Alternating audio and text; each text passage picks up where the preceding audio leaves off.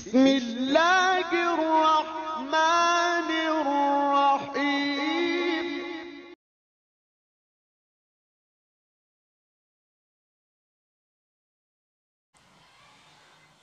الحمد لله نحمده ونستعينه ونستغفره ونؤمن به ونتوكل عليه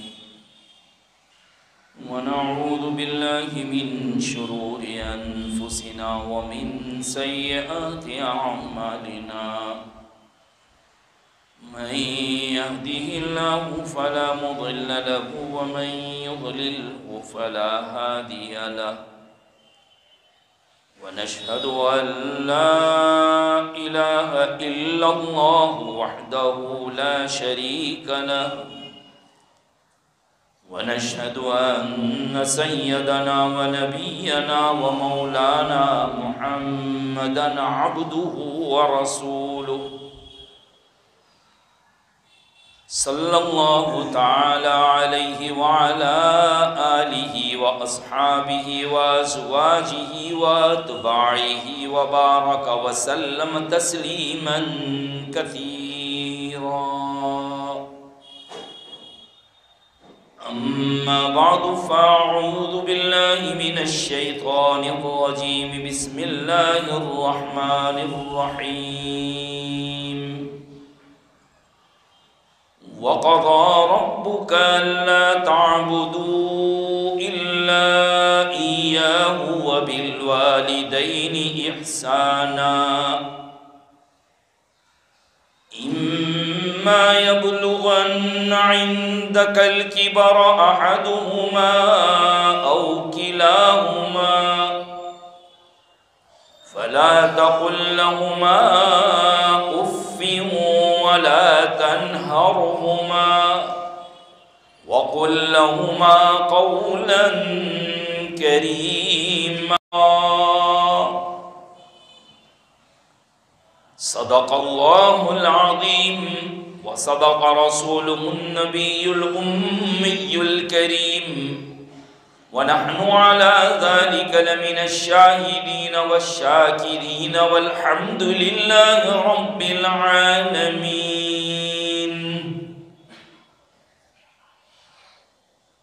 بزرگان محترم و برادران عزیز، دعا فرما دیجئے کہ حق تبارک و تعالی اپنے فضل و کرم سے کچھ ایسی باتیں کہلوا دے جو میرے اور آپ سب کے حق میں مفید اور کارگر ثابت ہوں، اور کہیں سنی باتوں پر اللہ رب العزت ہم تمام کو عمل کی توفیق نصیب فرمائے۔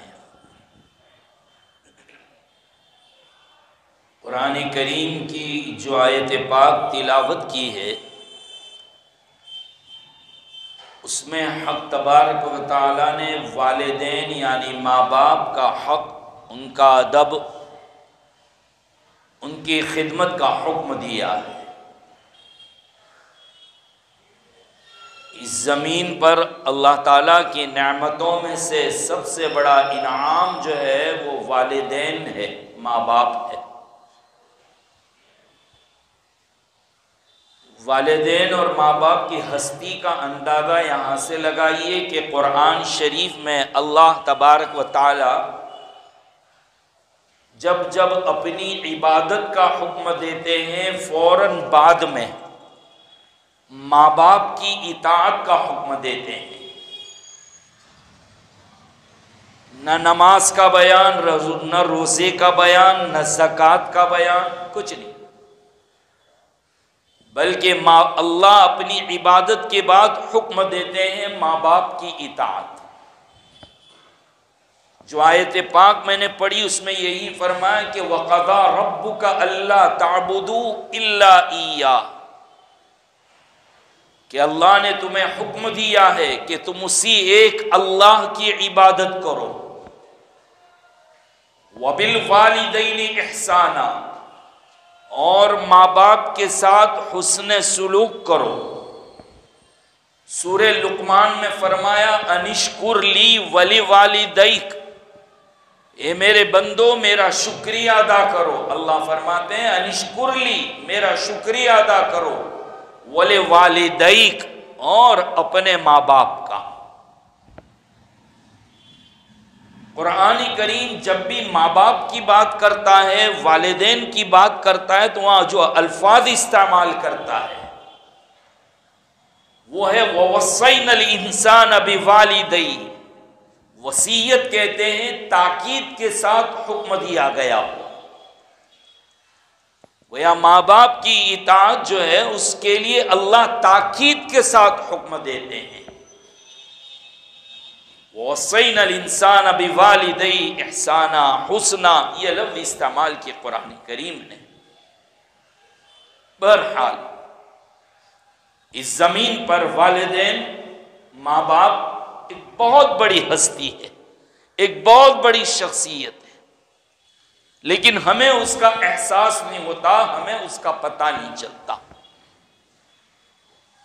دیکھیے والدین کتنی بڑی نعمت ہے، اس سے اندازہ لگائیے کہ ایک مرتبہ حضرت اویس قرنی کا نام آپ نے سنا ہوگا، یہ جلیل القدر تابعی ہے۔ حضور صلی اللہ علیہ وسلم کو جس نے دیکھا اور دیکھنے والا ایمان کی حالت میں ہے، اور ان کا انتقال بھی ایمان پر ہوتا ہے، تو ان کو صحابی کہتے ہیں۔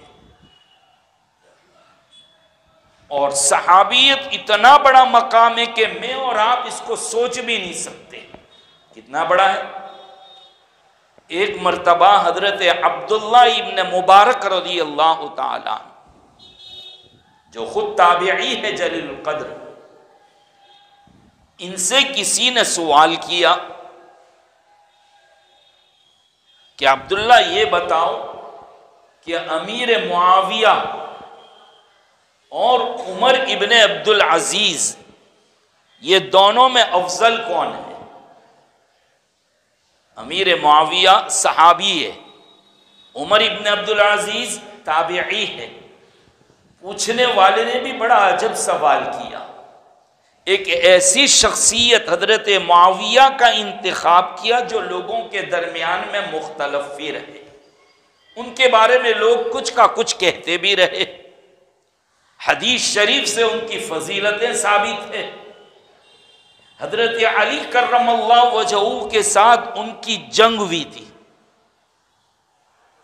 حضرت علی حق پر تھے، لیکن اس کے باوجود علماء لکھتے ہیں کہ حضرت علی ان کو 2 ثواب اور معاویہ غلطی پر ہے پھر بھی 1 ثواب،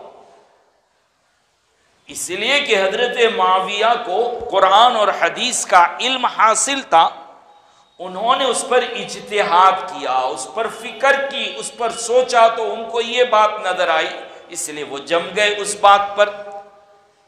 اور یہ قاعدہ ہے کہ جو آدمی مسائل مستنبط کرتا ہے، حدیث اور قرآن سے نکالتا ہے، وہ غلطی پر ہو جائے تب بھی 1 ثواب ملے گا۔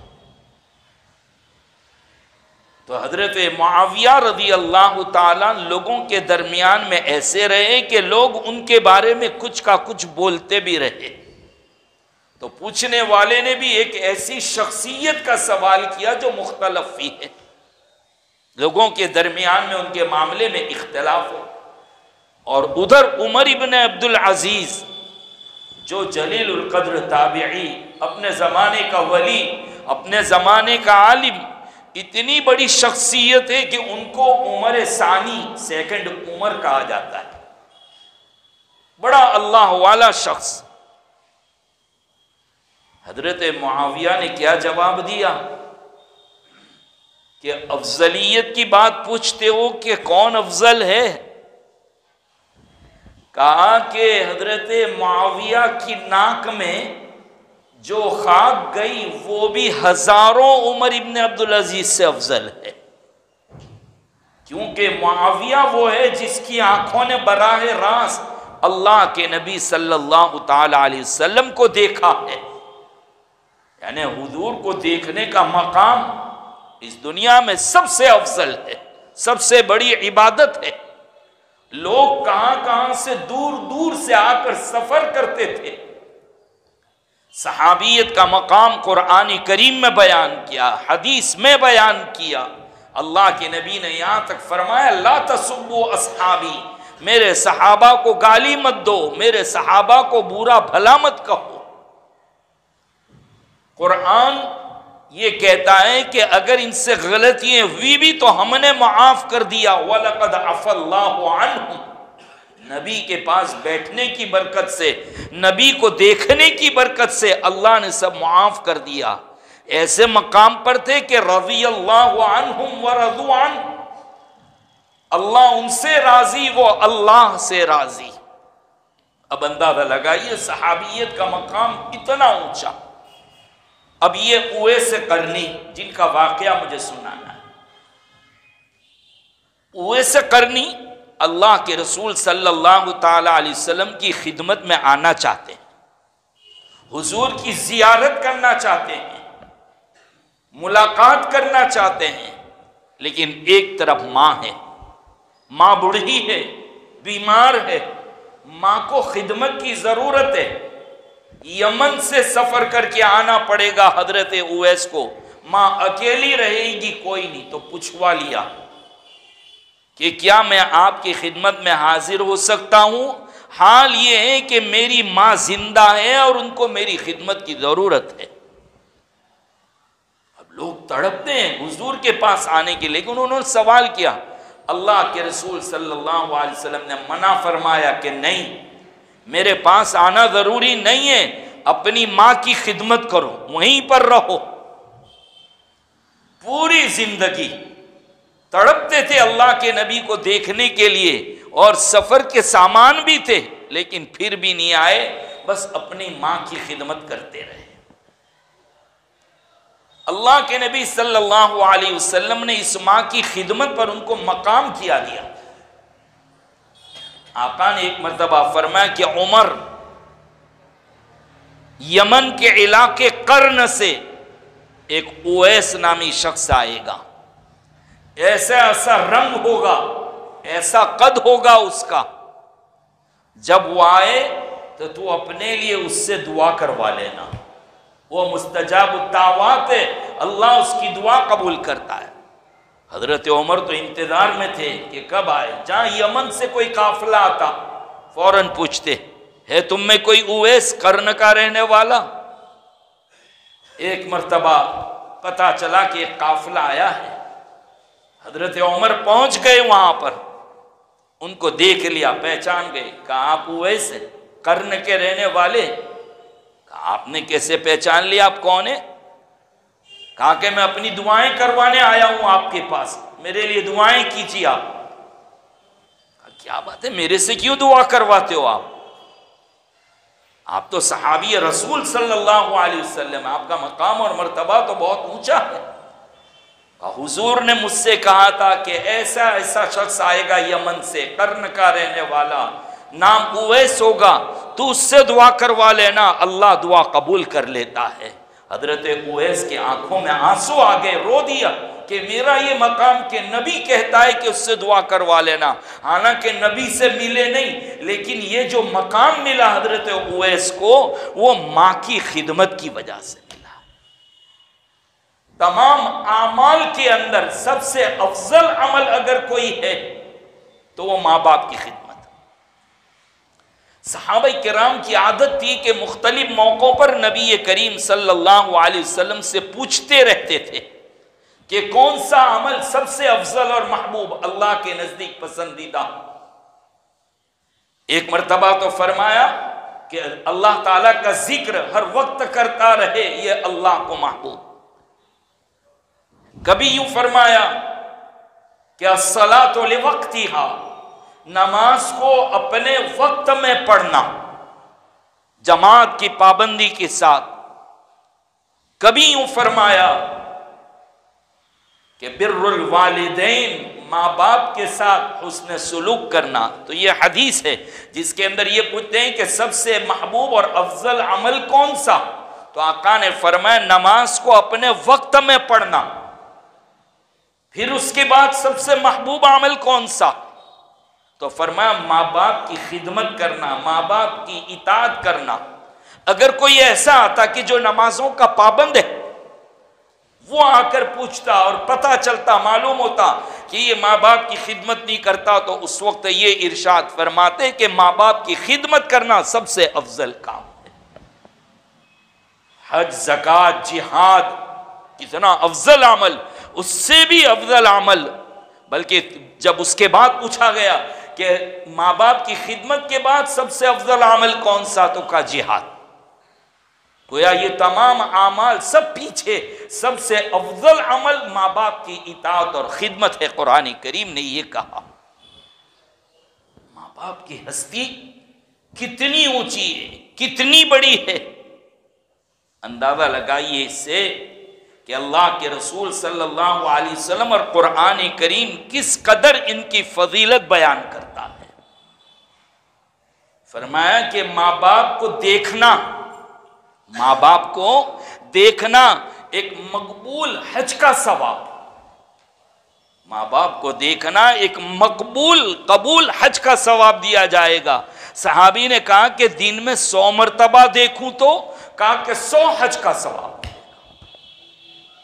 کسی کو دیکھنے پر اتنا ثواب نہیں کہا کہ استاد کو دیکھو گے تو اتنا ثواب، بیوی کو دیکھو گے تو اتنا ثواب، پیر صاحب کو دیکھو گے تو اتنا ثواب نہیں، ماں باپ کو دیکھنے پر مقبول حج کا ثواب۔ بلکہ ایک حدیث شریف سے تو یہاں تک ملتا ہے کہ ماں باپ کے چہرے پر نظر پڑی اور تم نے جو دعا کر دی اللہ دعا قبول فرما لیں گے۔ یہ بہت نیکی کا موقع ہوتا ہے۔ قرآن کریم ماں کے حقوق اور باپ کے حقوق بیان کرتا ہے۔ وَقَضَىٰ رَبُّكَ أَلَّا تَعْبُدُوا إِلَّا إِيَّاهُ وَبِالْوَالِدَيْنِ إِحْسَانًا إِمَّا يَبْلُغَنَّ عِندَكَ الْكِبَرَ أَحَدُهُمَا أَوْ كِلَاهُمَا۔ او سننے والے سن، ان کے بڑھاپے کی حالت میں تو ان دونوں کو یا دونوں میں سے کسی ایک کو پالے ہوئے، جبکہ بوڑھے ہو چکے ہیں، جوانی کا ذکر نہیں کر رہا ہے، جو جوانی میں تو دماغ ٹھکانے رہتا ہے، اپنے کاروبار میں رہتا ہے، باپ فرصت نہیں ملتی۔ ہاں بڑھاپے میں ریٹائر لائف گھر میں ہے، چڑچڑے پن کا زمانہ، جب گھر میں ہوتے ہیں ریٹائرڈ ہو جاتے ہیں تو چڑچڑا دماغ ہو جاتا ہے، اس زمانے کی بات کر رہے ہیں کہ ان دونوں میں سے دونوں کو یا دونوں میں سے کسی ایک کا زمانہ تو پالے ہوئے۔ فَلَا تَقُلْ لَهُمَا اُفٍّ، ان کو اف یعنی ہوں بھی مت کہنا۔ قرآن نے جوانی کا ذکر نہیں کیا، جوانی میں تو ویسے بھی کسی کی طاقت نہیں ہے کہ ماں باپ کے سامنے گڑبڑ کرے، اس لیے کہ وہ 14واں علم گھر میں تیاری رہتا ہے۔ حضرت ڈنڈا گڑبڑ وڑبڑ کری تو کمر کی خیر بگڑ جائے، تو جوانی میں تو نہیں، ہاں بڑھاپا جب مارنے کی پوزیشن میں نہیں ہے، تمہارا سامنا کرنے کی پوزیشن میں نہیں، ہڈیاں کمزور ہو چکی، تم کما کے دے رہے اور وہ کھا رہا ہے، وہ زمانہ آ گیا ہے۔ اور اوپر سے دماغ چڑچڑا، ذرا سی بات پہ ٹوکنا بولنا، وہ زمانہ۔ تب بھی قرآن کہتا ہے فَلَا تَقُلْ لَهُمَا اُفٍّ، تم کو اف کہنے کی بھی اجازت نہیں۔ حدیث شریف سے پتہ چلتا ہے کہ اگر اس سے بھی کوئی نیچلے درجے کا لفظ ہوتا ہے یعنی اف یعنی ہوں، تو قرآن اس کا ذکر کرتا ہے۔ یعنی ماں باپ کوئی بات کہے تو ایسا کہنا یہ بھی حرام ہے۔ علماء نے لکھا ہے کہ ماں باپ کی بات سے بیزار ہو کر سانس لینا لمبا ہاں یا اسی طریقے سے پیشانی پر بل چڑھا لینا، ایسا یہ کرنا، یہ سمجھ لیجئے جوانوں یہ سب حرام ہے، جائز نہیں، حرام۔ اف توف، ہاتھ جھٹکنا، پیشانی پر بل چڑھا لینا، غصے سے چہرہ بگاڑ لینا، خالی آہ بننا، آنکھیں بنانا ادھر ادھر کی، یہ سب اف کے اندر داخل ہے۔ فَلَا تَقُلْ لَهُمَا اُفٍّ۔ آپ کہیں گے مولانا اگر کلکلاٹ بہت کرتے ہو تو، بہت گڑبڑ کرتے رہتے، بولتے رہتے، اماں قوالی کرتی رہتی، باپ بولتا ہی رہتا ہے، ظلم کرتے ہو۔ ایک مرتبہ ایک جوان آیا نبی کریم صلی اللہ تعالی علیہ وسلم کی خدمت میں اور آ کر عرض کیا، اپنے باپ کی شکایت کی کہ اللہ کے نبی میرا باپ میرا مال لے لیتا ہے، میرے ساتھ بخیلی کا معاملہ کرتا ہے، مجھے بولتا رہتا ہے، کل بلا کر لاؤ تیرے باپ کو، بلا کر لاؤ اپنے باپ کو۔ وہ بلانے گیا، جبرائیل امین تشریف لے آئے، جبرائیل علیہ السلام آئے اور کہا بھی جب باپ کو بلا کر لائے تو اس کے باپ کو پوچھنا کہ تیرے دل میں وہ باتیں کون سی آئی ہے جب ابھی تیری زبان کو بھی پتہ نہیں اور تیرے کان کو بھی پتہ نہیں، جو دل ہی دل میں تو بولتا ہے۔ اللہ نے سن لیے نا، دل کی باتوں کو جاننے والے اللہ تو کہا یہ پوچھ لینا اس سے۔ جب وہ آیا، باپ آیا تو کہا کہ یہ تیرا بیٹا ہے؟ کہا یہ شکایت کر رہا ہے تیری، یہ ساری شکایت۔ اللہ کے رسول صلی اللہ علیہ وسلم سے وہ باپ کہنے لگا، آقا اس کو پوچھ لو کہ میں کہاں خرچ کرتا ہوں سوائے اپنی ذات کے، اس کی پھوپھی اور اس کی خالہ پر، اور میں کہاں خرچ کرتا ہوں، میں کون سا بخل کرتا ہوں، ذرا اسی کو پوچھو۔ اللہ کے رسول صلی اللہ علیہ وسلم سمجھ گئے، فوراً کا یعنی میں سمجھ گیا ہوں، کہنے کی ضرورت نہیں ہے، بیٹا غلطی پر ہے۔ پھر کہا ذرا وہ بتاؤ جو تیرے دل میں عربی اشعار آئے، شعر پڑھتا تھا جس میں تو نے کچھ شکایتیں کی ہے، جو تیرے کان کو بھی خبر نہیں اور تیری زبان نے اچار بھی نہیں کیا ہے، ذرا وہ تو بتا۔ کہنے لگا میرا ایمان تو آپ پر تھا ہی کہ آپ کے اوپر وحی آتی ہے، لیکن آقا یہ باتیں وہ ہیں جو میرے دل میں آئی تھی، میں نے زبان سے اچار بھی نہیں کیا، تلفظ بھی نہیں کیا، آپ کو پتہ چل گیا یہ معجزہ ہیں اور یہ اللہ نے آپ کو خبر دی ہے۔ پھر وہ کافی اشعار ہے جس کا خلاصہ یہ ہے کہ باپ یہ کہتا ہے بیٹے سے دل کے اندر کہ بیٹا میں نے تجھے بچپن سے پالا، تو جوان ہو گیا، بڑا ہو گیا، تب بھی میں تجھے کھلاتا پلاتا رہا۔ بیٹا تو بیمار ہوا تو میں تیری بیماری کو ایسا سمجھا کہ جیسا میں بیمار ہوں، میں نے رات بھر بے چینی اور پریشانی کے عالم میں جاگتے ہوئے رات کاٹ دی۔ مجھے یہ یقین تھا کہ موت تو آنے والی ہے، پھر بھی میں تیری موت کے معاملے میں ڈرتا تھا، تیری موت کے معاملے میں بے چین رہتا تھا کہ میرے بیٹے کو کچھ نہ ہو جائے۔ بیٹا جب وقت آیا میری خدمت کا جواب دینے کا، میری خدمت کرنے کا،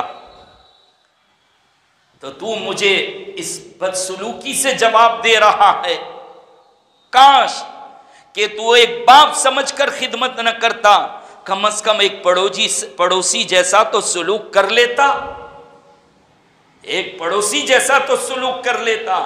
بیٹا اگر تو میرے ساتھ پڑوسی جیسا سلوک بھی کر لیتا تو میں تیرے ساتھ یہ معاملہ نہیں کرتا۔ اللہ کے نبی صلی اللہ علیہ وسلم سنتے رہے، پھر اس کے بعد ارشاد فرمایا انت ومالک لابیک، تو اور تیرا مال دونوں تیرے باپ کا ہے۔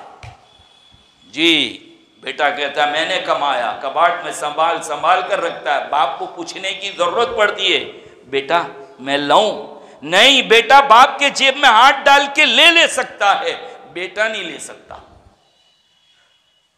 بیٹا نہیں لے سکتا، باپ لے سکتا، اور بیٹا پوچھ بھی نہیں سکتا کہ ابا کیوں لے لیا آپ نے۔ قرآن اللہ کے نبی نے فرمایا انت ومالک لابیک، تو اور تیرا مال دونوں تیرے باپ کے لیے۔ ایک صاحب نے شکایت کی کہ وہ ظلم کرتے ہیں، پھر بھی کہا وَإِن ظَلَمَا، اگر یہ دونوں ظلم کرے تب بھی تجھے زبان چلانے کی اجازت نہیں۔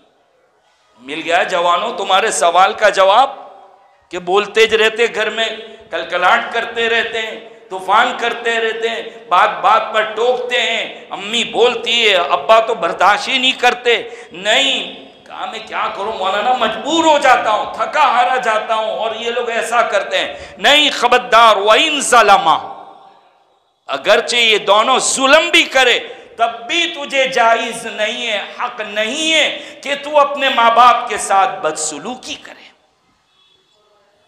حدیث شریف سے پتہ چلتا ہے کہ حقوق العباد میں، بندوں کے حقوق میں سب سے افضل اور اعلیٰ حق جو ہے وہ ماں باپ کا ہے۔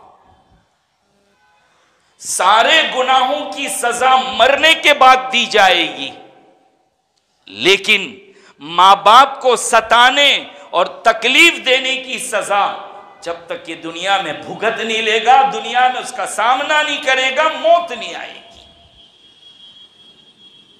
موت نہیں آنے والی ماں باپ، بلکہ حدیث یہاں ایک واقعہ نقل کیا ہے۔ ایک صاحب بہت اللہ والے تھے، عبادت گزار، لیکن جب موت کا وقت آیا کلمہ زبان پر نہیں آتا، کلمہ زبان پر نہیں آتا، کہا بزرگ کو بلاؤ۔ بلایا گیا ان کو، کہا ایسا لگتا ہے کہ اس کے ماں باپ زندہ ہے اور اس نے اس کے ماں باپ کا دل دکھایا ہے، ان کو بلاؤ۔ بلایا گیا، جب ماں باپ نے معاف کر دیا تو زبان پر کلمہ جاری ہوا۔ ماں باپ کو ستانے کی وجہ سے تو زبان پر کلمہ بھی نہیں آتا۔ میرا نوجوان ذرا سے کپڑے دھونے نہ دھونے، استری کپڑوں کو نیوی، ناشتے چائے میں دیر لگ گئی تو کیسی بدسلوکی کرتا ہے ماں کے ساتھ۔ باپ نے کس غریبی کے عالم میں، ابھی کی جو دولت ہے اور آج سے 25 سال پہلے کا زمانہ جب تو تھا، ان کی کمائی کے اسباب نہیں تھے۔ ابھی تیرے پاس اے سی بھی ہے، ہیٹر بھی ہے، گیزر بھی ہے، سب کچھ ہے۔ جب ان کی غربت کا زمانہ تھا، پیٹ پر پٹے باندھ کر دوا کی ضرورت ہونے کے باوجود انہوں نے تمہیں کھلایا پلایا، بڑے کیے پالے۔ آج جب ذرا بولنے کی طاقت آ گئی، کتابوں میں ایک واقعہ پڑھتے رہتے ہیں، پتہ نہیں جھوٹا ہے سچا، لیکن حضرت مفتی تقی صاحب عثمانی دامت برکاتم بھی لکھتے کہ پتہ نہیں سچا ہے جھوٹا، لیکن بڑا ہے سبق آموز، کہ ایک مرتبہ ایک بچہ اپنے باپ سے پوچھتا ہے پرندے کو دیکھ کر، ابا یہ کیا ہے؟ کہا بیٹا کوا۔ تھوڑی دیر کے بعد پھر پوچھتا ہے، ابو یہ کیا ہے؟ کہا کوا۔ 20-25 مرتبہ پوچھتا ہے، لیکن باپ کوا کوا دھیرے سمجھا کر جواب دیتا ہے، بیٹا اس کو کوا کہتے ہیں۔ چند سال گزرے، باپ کا بڑھاپا آیا۔ ایک دن بیٹا ایسا ہی بیٹھا ہوا تھا، مسٹر ماسٹر بن گیا۔ ہاں بیٹا یہ کیا ہے؟ کہا کوا۔ پھر تھوڑی دیر بعد پوچھا ابو نے، بیٹا یہ کیا ہے؟ کہا نا ایک مرتبہ کوا ہے۔ اب پھر تھوڑی دیر کے بعد پوچھا، کیا بار بار پوچھتے رہتے ہو؟ کوا ہے، کہا نہیں ہے۔ یعنی اس کا غصہ پارا نکل گیا۔ باپ اٹھا، ڈائری لے کر آیا کہ بیٹا یہ تاریخ، تو چھوٹا تھا میں جوان تھا، تو مجھ سے پوچھتا تھا کہ ابا کیا ہے، میں نے تجھے بتلایا، کبھی غصہ نہیں کیا تھا۔ 25 مرتبہ تو نے پوچھا تھا، 25 مرتبہ جواب دیا۔ بیٹا میں نے آج 3 مرتبہ پوچھا اور تو نے مجھ پر غصہ کر لیا۔ ہمارے ایک دوست ہیں ہندو، غیر مسلم، لیکن بات کبھی بہت اچھی کر جاتے ہیں۔ وہ کہتے ہیں کہ ماں باپ بچے کو بولنا سکھاتے ہیں۔ ماں باپ اور بچے میں فرق، ماں باپ بچے کو بولنا سکھاتے ہیں اور بیٹا ماں باپ کو چپ رہنا سکھاتا ہے۔ جی جب بچہ چھوٹا ہوتا ہے نا، ابو کہتے ہیں بیٹا یہ بھی بول، بیٹا یہ بھی بول، اور جتنی مرتبہ بولتے ہیں منہ چوم لیتے ہیں۔ جب بولنا سیکھتے ہیں تو گھر میں خوشی کی انتہا نہیں رہتی۔ ماں باپ دونوں بیٹھ کر تذکرہ کرتے ہیں، بہت بولتا ہو گیا، کیسا توتلی زبان میں بولتا ہے، کتنا اچھا۔ جب مہمان آئے، بیٹا وہ بول، بیٹا وہ سنا، بیٹا یہ سنا۔ ماں باپ بول نہیں بولتا، کیا ہے زبان میں تکلیف ہے، آپریشن کروانا ہے، مولانا کے پاس لے جاؤ، تعویذ دبوا دو، یہ کر دو۔ ماں باپ اتنی فکر کرتے کہ میرا بچہ بولنے لگے، لیکن یہی بچہ جوان ہو گیا، بڑا بن گیا، ہاں کیا بھیجا کھاتے رہتے ہو، چوپ تو رہو، گھر میں آیا تو بول بول کرتے رہتے ہیں۔ میرے مہمان ہیں، ابا چپ رہو، کوئی آوے تو تم بولیو مت، امی تم کو بولنا نہیں۔ ہاں جب بچہ بڑا ہو جاتا ہے، ذرا ڈگری آ گئی، ذرا عہدہ مل گیا، تو یہ ماں باپ کو چپ رہنا سکھاتا ہے اور ماں باپ اس کو بولنا سکھاتے ہیں۔ یاد رکھو اتنا خطرناک گناہ ہے، زمین ہل جایا کرتی ہے اس کی وجہ سے۔ تو یہ دروازے ہیں۔ اللہ کے نبی صلی اللہ علیہ وسلم نے فرمایا ماں باپ یا تو تیرے جنت ہے یا تو تیری جہنم ہے، تو خدمت کرے گا تو جنت، اور اگر نافرمانی کرے گا تو جہنم۔ باپ جنت کا بیچ کا دروازہ ہے، باپ جنت کا۔ یہاں تک فرمایا کہ باپ راضی تو اللہ راضی، باپ ناراض تو اللہ ناراض۔ کہا ماں کے قدموں کے نیچے جنت ہے، یعنی ماں کی خدمت میں۔ ایک بہت بڑے عالم ہے قاضی ثناء اللہ پانی پتی رحمت اللہ علیہ، حرم پاک میں بیٹھے ہوئے مکہ مکرمہ کے اندر، مکہ مکرمہ میں کعبۃ اللہ شریف کے سامنے بیٹھے ہوئے، وجد آ گیا، کیفیت طاری ہو گئی، ماں بھی ہے ساتھ میں۔ ماں کا پاؤں اٹھا لیا، تلووں میں کچھ دیکھتے ہیں۔ ماں نے کہا کیا کر رہا بیٹا یہ؟ کہا میں نے میرے نبی کا فرمان سنا ہے کہ ماں کے قدموں کے نیچے جنت ہے، قسم خدا پاک کی جب تک جنت نہیں دیکھ لوں گا پاؤں نہیں رکھوں گا۔ ماں نے بھی کہا لے دیکھ لے، دیکھا تو پاؤں کے نیچے جنت نظر آ رہی۔ یہ ہے ماں باپ کا ایک درجہ، ماں کے 3 درجے۔ وقت اجازت نہیں دے رہا، لیکن خلاصہ یہ کہ دونوں بہت اونچی شخصیت ہے۔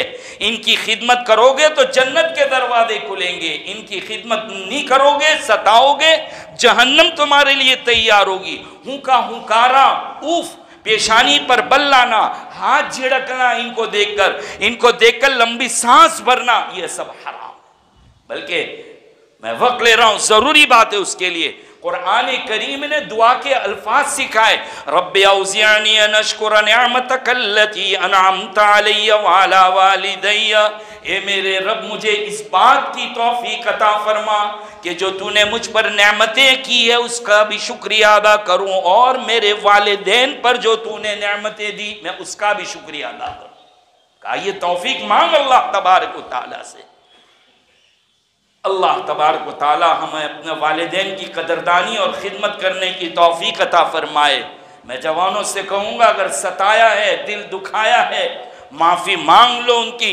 ایک صحابی رسول صلی اللہ تعالیٰ علیہ وسلم کہ اللہ کے نبی جہاد میں جانا ہے، اللہ کے راستے میں جانا ہے، اور اتنا شوق ہے کہ ماں باپ کو روتے ہوئے چھوڑ کے آیا گیا، مجھے جانا ہے، بہت شوق ہے۔ دیکھو اپنی جان لگانا ہے، جہاد میں تو جان جائے گی۔ کہا میں ماں باپ کو روتے ہوئے چھوڑ کر آ گیا۔ تو کہا اللہ کے رسول صلی اللہ علیہ وسلم نے فرمایا کہ تجھے یہ جانے کی ضرورت نہیں ہے، جا ماں باپ کے پاس جا، خدمت کر، جیسے رلوا کر آیا ہے ہنسوا کر آ جا، ہنسا ان کو۔ اتنا اونچا مقام ہے۔ اللہ پاک ہماری حفاظت فرمائے نافرمانی سے اور خدمت کرنے کی اور ان کے لیے دعائیں کرنے کی۔ اللہ تبارک و تعالیٰ توفیق عطا فرمائے۔ وآخر دعوانا الحمدللہ۔